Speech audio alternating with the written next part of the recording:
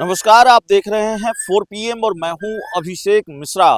लोक जनशक्ति पार्टी रामविलास के राष्ट्रीय अध्यक्ष और केंद्रीय मंत्री चिराग पासवान ने एक बार फिर बिहार विधानसभा चुनाव लड़ने की बात कही है। चिराग पासवान ने कहा है कि अगर पार्टी की इच्छा होगी और अगर इससे गठबंधन को और उनकी पार्टी को कोई फायदा हो रहा होगा तो वो बिहार का विधानसभा चुनाव लड़ेंगे। चिराग पासवान ने यह भी कहा कि मैं चुनाव लड़ना चाहूं तो मुझे जाहिर है कोई रोक नहीं सकता, मेरी पार्टी में कोई मुझे मना नहीं करेगा, लेकिन ये पार्टी को फैसला लेना होगा, ये पार्टी को मंथन करना होगा, चिंतन करना होगा कि क्या मेरे चुनाव लड़ने से पार्टी को या गठबंधन को कोई फायदा है, और अगर ऐसा है तो मैं बिहार का विधानसभा चुनाव लड़ूंगा, बिहार में विधानसभा चुनाव लड़ूंगा। विधानसभा चुनाव लड़ने से मतलब है चिराग पासवान निजी तौर पर विधानसभा चुनाव में खड़े हों, विधानसभा का चुनाव लड़ें। और चिराग पासवान अभी सांसद हैं हाजीपुर के, आपको पता है, केंद्र सरकार में मंत्री हैं और उन्होंने अपनी इच्छा जाहिर की है इससे पहले भी कि वो बहुत दिनों तक केंद्र की राजनीति में नहीं रहना चाहते। तो क्या अब ये फाइनल हो गया है? चिराग पासवान के बयान जिस तरह से लगातार आ रहे हैं कि वो विधानसभा का चुनाव लड़ेंगे अगर उनकी पार्टी की इच्छा होगी। अभी उन्होंने पार्टी के पाले में गेंद डाली है। उन्होंने पार्टी के पाले में गेंद डालकर ये कहा है कि अगर पार्टी चाहेगी तो वो चुनाव लड़ेंगे, पार्टी को तय करना है। लेकिन यह भी बात उन्होंने कही है कि अगर वो चुनाव लड़ना चाहेंगे तो उनकी पार्टी में कौन कौन उनको मना करेगा।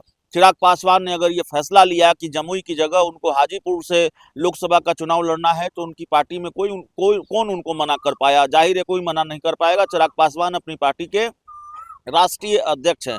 लेकिन सवाल ये है कि चिराग पासवान के मन में कोई वाकई खिचड़ी पक रही है। चिराग पासवान के प्लान को डिकोड करने की कोशिश हो रही है।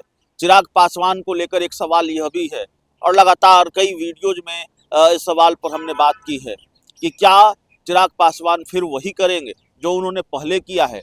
2020 के विधानसभा चुनाव में चिराग पासवान ने जो किया, क्या एक बार फिर वही करने वाले हैं? और अगर वो नीतीश कुमार के साथ वही नहीं करने वाले हैं जो 2020 के विधानसभा चुनाव में उन्होंने किया, तो क्या चिराग पासवान अलग राह लेने वाले हैं, भाजपा से अलग हो जाएंगे, एनडीए से अलग हो जाएंगे, या फिर जितनी सीटें उनको मिलेगी उतनी ही सीटों में वो संतोष करेंगे, जो 2020 में किया वो नहीं करेंगे? तमाम तरीके के सवाल हैं।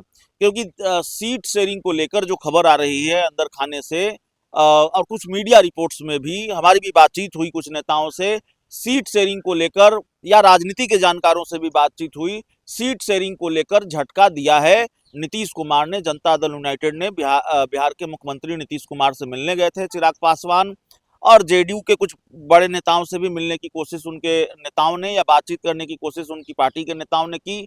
और यहाँ चिराग पासवान और लोजपा को झटका मिला है, दो टूक सुनने को मिला है।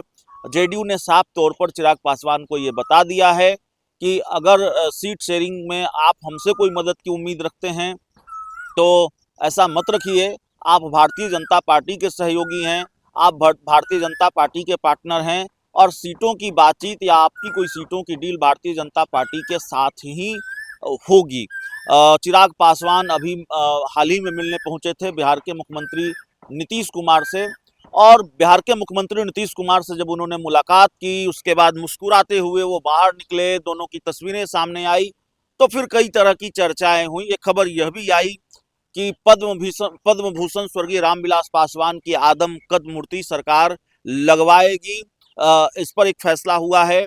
और जाहिर है सिर्फ इसके लिए चिराग पासवान तो मिलने नहीं गए होंगे नीतीश कुमार से। अगर इसके लिए भी मिलने गए होंगे नीतीश कुमार से तो राजनीतिक चर्चा भी हुई होगी।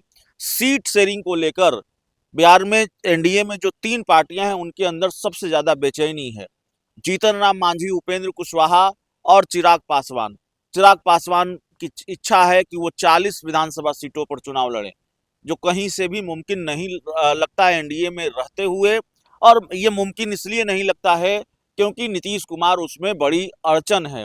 नीतीश कुमार और उनकी पार्टी अड़ी हुई है कि वो 122-123 सीटों पर चुनाव लड़ेगी, और जाहिर है मैक्सिमम सीटों पर अगर जेडीयू चुनाव लड़ेगी, इतनी सीटों पर जेडीयू चुनाव लड़ेगी तो भारतीय जनता पार्टी भी बहुत पीछे नहीं रहने की कोशिश करेगी।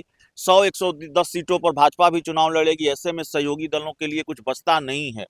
हो सकता है चिराग पासवान की बेचैनी इस वजह से बढ़ी हुई हो सकता है चिराग पासवान इस जुगत में लगे हों, इस कोशिश में लगे हों कि नीतीश कुमार को थोड़ा पीछे हटने पर मनाया जाए, या हो सकता है भारतीय जनता पार्टी ने चिराग पासवान को ये कहा हो कि भाई नीतीश कुमार से भी बातचीत कीजिए, नीतीश कुमार को भी मनाने की कोशिश कीजिए, जेडीयू को भी थोड़ा पीछे हटने को कहिए, इस बात पर सहमति बनाने की कोशिश कीजिए। लेकिन लगता नहीं है कि सहमति बन पाई है या बन पा रही है सीट शेयरिंग को लेकर। जेडीयू ने 2-2 कह दिया है और नीतीश कुमार के घर से खाली हाथ ही, सीट शेयरिंग के मामले में खाली हाथ ही लौटे हैं चिराग पासवान। सीट शेयरिंग के मामले में नीतीश कुमार से कोई आश्वासन या जेडीयू की तरफ से कोई आश्वासन चिराग पासवान या उनकी पार्टी के नेताओं को नहीं मिला है और चिराग पासवान सीट शेयरिंग के मामले में अभी थोड़ी मुसीबत में हैं, क्योंकि माना यह जा रहा है कि अगर जो आंकड़ा सीट शेयरिंग का जो फार्मूला अभी निकल कर सामने आ रहा है, एनडीए में अगर 115-20 सीटों पर जेडीयू लड़ेगी, 100 सीटों पर बीजेपी लड़ेगी, तो जाहिर है बहुत सीटें नहीं और जेडीयू बीजेपी अगर बहुत पीछे भी हट गई, मान लीजिए बराबर बराबर का मामला हुआ, 100 सीटों पर ही जेडीयू बीजेपी लड़ी, नीतीश कुमार इतने पीछे हट गए कि चलिए हम नहीं लड़ेंगे, हम 100 ही सीट पर लड़ेंगे, चलिए आपकी बात मान जाते हैं। भारतीय जनता पार्टी भी 100 सीटों पर लड़ती है, फिर भी बिहार में विधानसभा की 243 सीटें ही हैं। 100 सीटों पर अगर जेडीयू बीजेपी लड़ेगी तो सहयोगी दलों के लिए 43 सीटें ही बचेगी। ऐसे में कैसे चिराग पासवान को 40 सीटें दी जा सकती है? 30 सीटें भी नहीं दी जा सकती है, उससे कम पर ही चिराग पासवान को मानना होगा।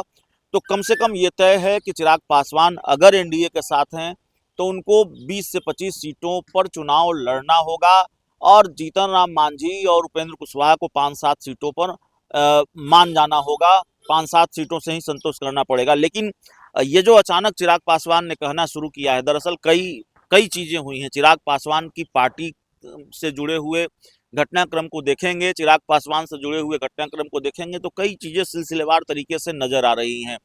चिराग पासवान ने पहले ये कहा कि जरूरत पड़ेगा तो मैं मंत्री पद को लात मार दूंगा, और उसके बाद कुछ महीनों तक मामला शांत रहा। फिर अचानक जैसे ही चुनावी साल में सरगर्मी बढ़ी विधानसभा चुनाव को लेकर, तो ये बड़ा बयान उन्होंने दे दिया कि मेरा बिहार मुझे बुला रहा है और केंद्र की राजनीति में बहुत दिनों तक नहीं करना चाहता।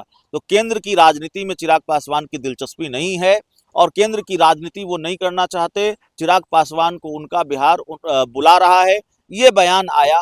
और उसके तुरंत बाद उनकी पार्टी की तरफ से एक पोस्टर जारी कर दिया गया सोशल मीडिया पर, जिसको पार्टी के प्रदेश अध्यक्ष से लेकर तमाम नेताओं ने शेयर किया, और पोस्टर ये था कि स्वागत को है तैयार बिहार। तो सवाल उठा कि भाई चिराग पासवान तो हर 2-3-4 दिन पर दिल्ली से पटना आते ही हैं, उनका स्वागत उनकी पार्टी के लोग करते ही हैं, तो फिर किस तरह के स्वागत की बात हो रही है? फिर उनकी पार्टी के जो सांसद हैं अरुण भारती, उन्होंने कह दिया कि भाई जो चिराग पासवान को लेकर जहां वो जाते हैं वहां लोग उनसे कहते हैं कि चिराग पासवान को बिहार में बड़ी भूमिका में होना चाहिए। तो इस तरह की बात लगातार निकल कर सामने आती, और इसके साथ ही चिराग पासवान ने ये जरूर कहा, सफाई भी दी और ये कहा कि नीतीश कुमार ही 2025 के बाद मुख्यमंत्री बनेंगे। लेकिन चिराग पासवान का बयान और फिर उनके दूसरे बयान, नीतीश कुमार को लेकर उनका बयान, फिर विधानसभा चुनाव लड़ने को लेकर उनका बयान, उनकी पार्टी की तरफ से ये पोस्टर लगाया जाना कि ताजपोशी का है इंतजार, और जो तमाम घटनाक्रम हैं वो इस सवाल को लगातार मजबूत बना रहे हैं, इस सवाल को लेकर लगातार चर्चा को मजबूर कर रहे हैं कि क्या चिराग पासवान के मन में वाकई कोई खिचड़ी पक रही है और कुछ न कुछ मन में उनके चल रहा है, और क्या सरप्राइज दे सकते हैं चिराग पासवान, कोई फैसला ऐसा ले सकते हैं जिसको पॉलिटिकल सरप्राइज कहा जाता है। चुनाव के आखिरी वक्त में क्या चिराग पासवान ऐसा कुछ करने वाले हैं, या फिर 2020 के विधानसभा चुनाव में उन्होंने जो किया वही फिर करने वाले हैं, नीतीश कुमार के खिलाफ मोर्चा संभालेंगे, अगर बात नहीं बनी सीटों की तो क्या वो अकेले चुनाव लड़ेंगे और भारतीय जनता पार्टी फिर उनका इसमें साथ देगी? तमाम तरीके के सवाल हैं। चिराग पासवान का ये जो नया बयान आया है बिहार में विधानसभा चुनाव लड़ने को लेकर, इससे जाहिर तौर पर बिहार की राजनीतिक गर्माहट को और बढ़ा दिया है, शायद भाजपा जेडीयू की टेंशन भी, या शायद जेडीयू की टेंशन भी। बहुत बहुत धन्यवाद।